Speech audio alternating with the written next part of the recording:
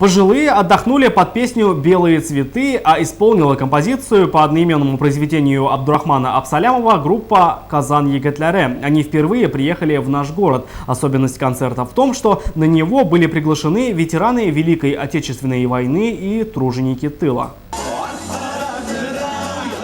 Песни прошлых лет в современной аранжировке собравшимся в зале молодежи и пожилым людям пришлись и по сердцу, и по душе.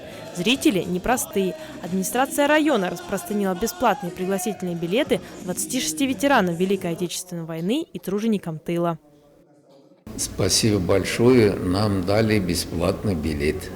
Мы здесь приходим, значит, отдыхать, посмотреть концерт, нам очень приятно. Ветераны и труженики тыла с орденами и медалями на груди, пронесшие на своих плечах все тяготы войны, на концерте в свой адрес услышали очень трогательные пожелания и слова благодарности.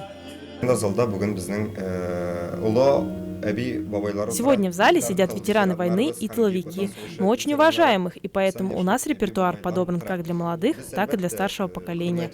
Хочется сказать про одну песню, которая называется «Ямщик». В 1914 году, в период Первой мировой войны, татарский парень попал в плен и в тюрьме написал песню.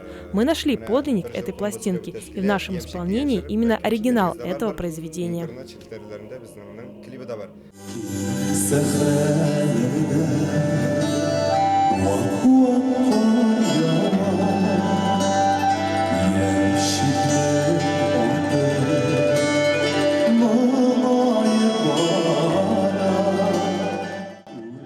Мелодичные песни про тяжелые годы войны затронули сердце каждого сидящего в зале человека. Старшее поколение, перенесшее все тяготы и невзгоды, на миг вернулось в молодость.